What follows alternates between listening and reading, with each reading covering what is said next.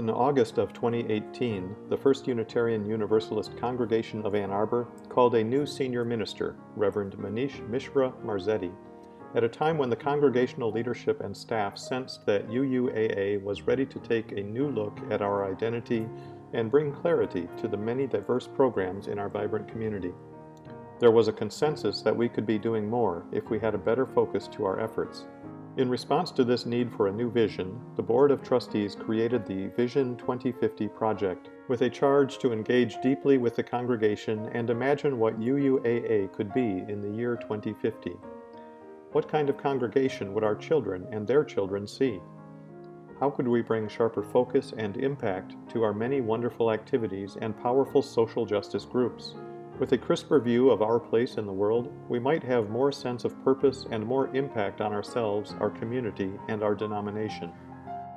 Elandria Williams, leadership consultant and co-moderator of the Unitarian Universalist Association, was engaged to lead us through the visioning process and help our congregation create a process for ongoing congregational involvement in visioning and focused action planning. With the intent to make this process a model for other UU congregations, two regional UU leaders, Reverend Lisa Presley and Reverend Carlton Smith, joined the project to observe and advise. During the fall and winter of 2019, the Vision 2050 leadership held a series of small group visioning sessions with members of the congregation of all ages. There were additional sessions for staff, and in January a special partners meeting was held with community partner groups. Representatives from a dozen organizations were able to attend, and 7 more participated in interviews or email conversations. We heard from them the value that UUAA provides, opportunities for further involvement, and useful feedback for how we can be more effective. Most impressive was the energy and excitement these folks had at being in the room together, talking about their missions.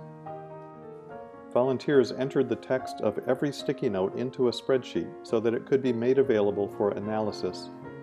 A team consisting of Vision leadership members and several additional congregants pored over the sticky note data to answer a set of questions posed by Elandria. This was a challenging but interesting task.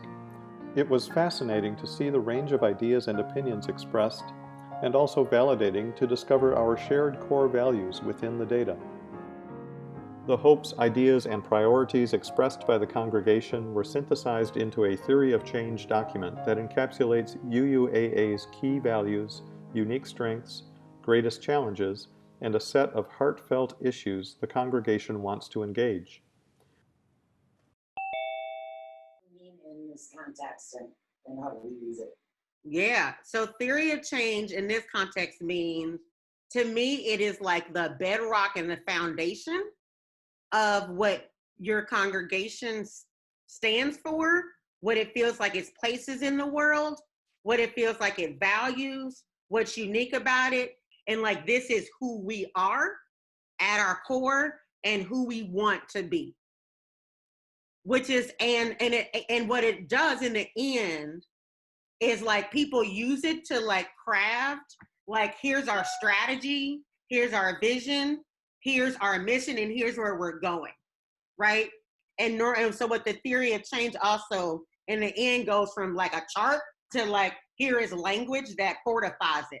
But it's really designed to get at how, like what you value, how the value translates and to how you do your work and what work you're going to do to make that happen in the world. Does that make sense? The goals contained in the theory of change were examined by the congregation in a ranking exercise from which several key themes emerged. These themes reflect the concerns, desires, and passions of our congregation and provide a guiding star that allows us to align our efforts and thereby magnify our impact.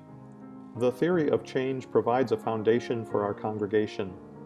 It encapsulates our values, strengths, goals, and aspirations. This document will serve as a touchstone for many years to come, as an answer to the questions, who are we? What do we value? How do we engage with each other and the world? But the theory of change does not change the world. We need to do that. The action planning process is where this congregation gathers together to generate the ideas and energy that will move us forward toward our goals.